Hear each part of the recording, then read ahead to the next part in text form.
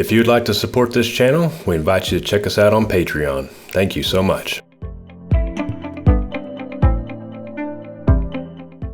Hey, what's up guys? So it's about the middle of March and everything is really starting to green up for us. Spring is definitely here. The bent grass has come a long way in the last couple of days. And I'm really starting to see the Bermuda start to wake up out on the golf course and in some of our neighbors' lawns.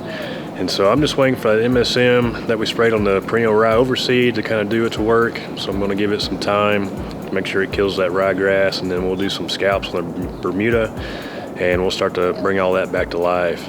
And so today what I thought we would do is I thought it'd be a great time to do some soil sampling. That way going into the spring season we can start getting our soil ready to have the nutrients that it needs. And if you think about it, you can have a green lawn. There's lots of products out there that you can buy. Everybody's selling fertilizer, everybody's pushing product right now. And you can definitely buy those products and you'll get good results with it. But it's important to know what's actually going on in the soil, because either there's nutrients that you're buying that you don't necessarily need, or there's nutrient that you're severely lacking that you could really benefit from. And so it's really important that we know what's going on down there. And especially for us here in the South, where heat stress kicks in the summertime, it's even more important for us to have our soil right. And that way the bent grass can survive that summer heat, and the Bermuda will just keep flourishing.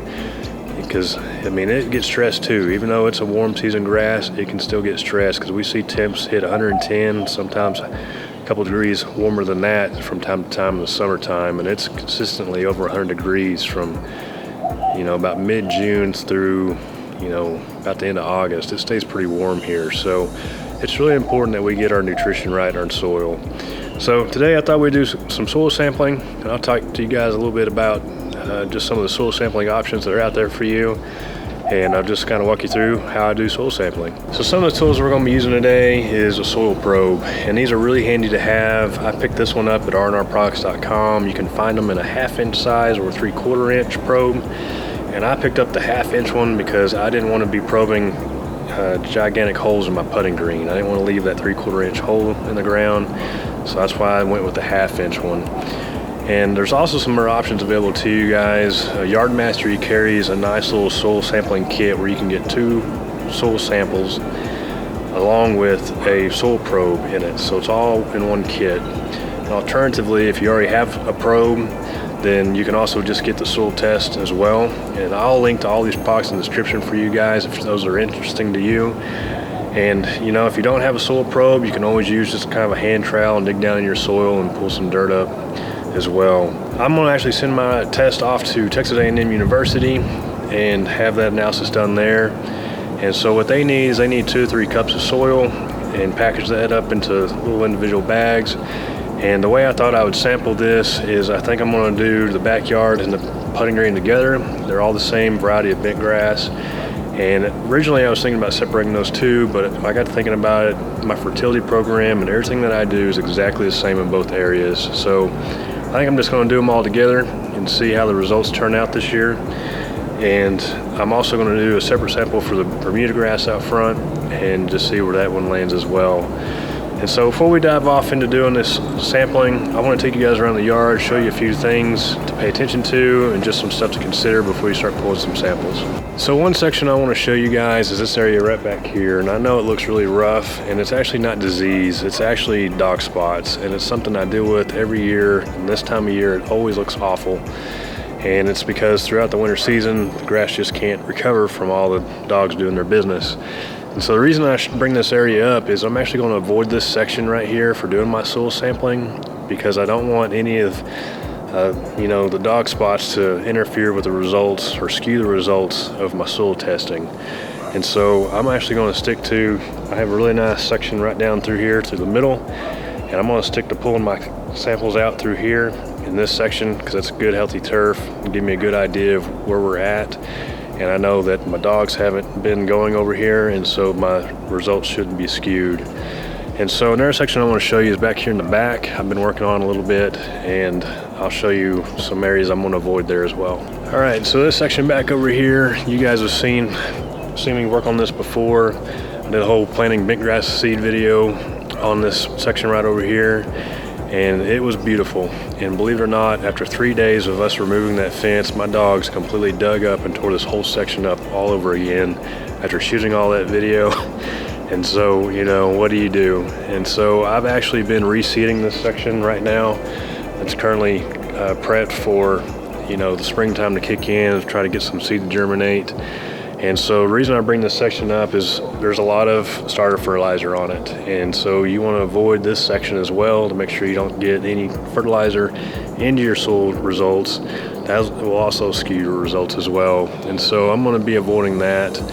And just be mindful of that. You know, you don't want to fertilize your lawn and then, you know, say a week or 2, 3 weeks down the road, do a soil sample, because your results are going to be inaccurate because those fertilizer prills are going to be sitting kind of in the top level of your soil and in your grass. And so it's going to throw your results off a little bit. So be mindful about planning through how you're going to do soil sampling and what time of year you're going to do it before you start your fertility program.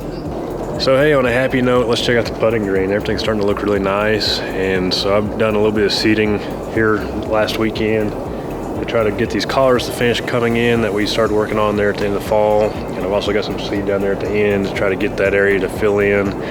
If you remember back, that's where I had a lot of Bermuda that was taking over. So I dug a lot of that out and killed a lot of that with glyphosate there at the end of the fall season, and it just didn't have enough time to grow in. So I'm going to start working on that. The putting surface is looking really great. I've been lowering the height of cut a little each night, and so I ended up at 156 at the end of the last year, and last night I ended up at 143, and my goal is here pretty soon to hit 1406 is where I want to be for this year, and that's going to be the lowest I've ever been and the closest I've ever been to an actual real putting surface. So that's really exciting that we're getting there, and the turf is looking good and healthy. That means, to me, it appears that we're getting some really mature putting green turf here, and that's exciting. You know, to be able to withstand the weather and the things that come our way, and it'll just be a lot of fun to enjoy this summer. So let's go get our soil probe. Let's do a little bit of soil testing here on the putting green and back here in the backyard. So what I thought I'd do to start with, I'm going to pull 5 samples through the backyard. I'm going to pull 5 samples off the putting green. We'll see how much dirt that gives us, and then we'll go from there. So what's really interesting about clay soil is it's so sticky and thick. But what's nice to see is you can see some sand down through there. So it's not terrible. I wish I had more sand built in there for this bent grass, but you can also see the roots of the bent grass come down here really deep. So it's signs of good, healthy soil, and that's what you're hoping to see. You want to see your root development in there as well. Just kind of give you an idea of where you're at.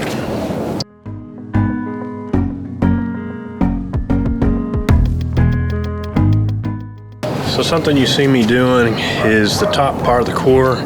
I'm taking that out just to keep the debris, the grass, out of there. And so trying to get as much of just dirt as we possibly can.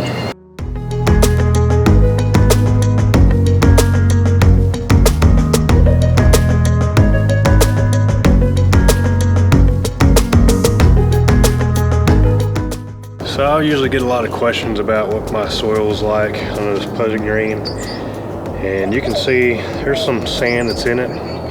But what I always tell people is, in hindsight, I wish I would have mixed a lot more sand into this clay soil before I did my seeding. And that's before I really knew anything, and I wasn't sure if bent grass would even grow in West Texas very well. So I didn't put a whole lot of extra, effort into trying to make it perfect. But you can see I've got some soil down through there. So it's not a bad sample, but typically with a putting green, you'd see something more like this, where there's a lot more sand to it, and you'd have a lot better soil for the roots to grow into, and things would just turn out a lot better for you. So my bent grass has done pretty good in my clay soil, but it could certainly benefit from having a lot more sand in there.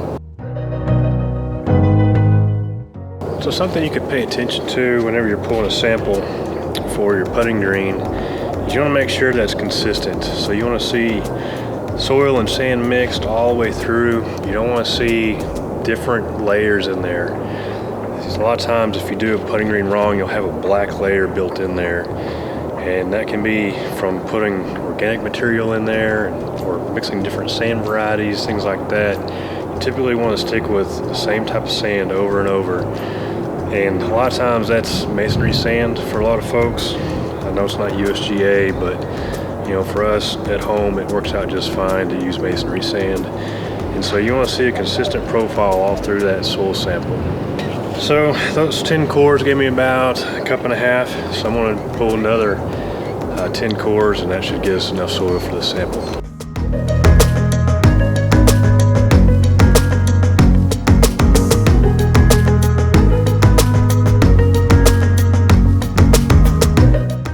So last thing I'm going to do is I'm going to kind of break down these cores a little bit and make sure I get that top inch out of there to get the turf out of the sample. And I'm just going to break this down, mix it up, package it in a little bag, and we'll send it off to the lab for testing.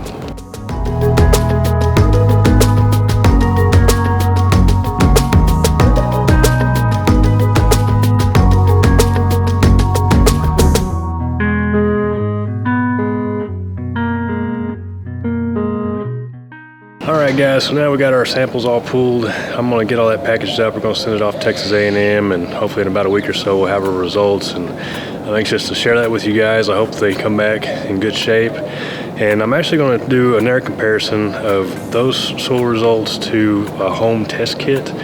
I've got some of those, and we'll just see how they compare, to see if those things are very accurate versus, sending it into a laboratory. So I think that'd be kind of neat to see the difference. Because some of the questions I've questioned on my own is, does a test result differ from granular fertilizer versus liquid applications? Because in my mind, the granular breaks down and gets down into the root system, where liquids are more absorbed through the leaf tissue. They're foliar absorbed. And so I've often wondered, does the liquid application actually get down into the root zone as well? And so I'm curious to see what my results show.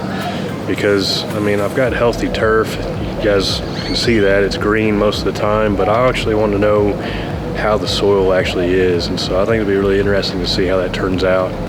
And so now we got all that done. The last thing I'm going to go do is I'm going to go out here and fill all the holes in the putting green with some sand. And that's just something you want to do anytime you pull any kind of hole on a putting green. You want to fill it in with sand so that the bent grass can creep in and fill that hole just the same as you do whenever they do top dressing on the putting green. That way it doesn't have any dieback. It keeps the turf healthy, and also that sand's good to be down in your root zone anyway. So I'm gonna go finish that off. And guys, if you're enjoying this content, I appreciate if you'd like this video, and if you hadn't already subscribed, come join our channel. I'd really like to have you guys part of our community. And if you're at all interested in supporting this channel, I invite you to go check us out on Patreon. I've got some options on there if you guys would like some more personalized coaching. I'd love to help you guys out as much as I can. And we've got a couple of guys on there already. We're starting to dive into the details of their lawn plan and get them ready for a successful spring. So if you guys are at all interested, come join our team. I'd love to have you. But guys, I think that's going to do it for this one. We'll see you in the next one.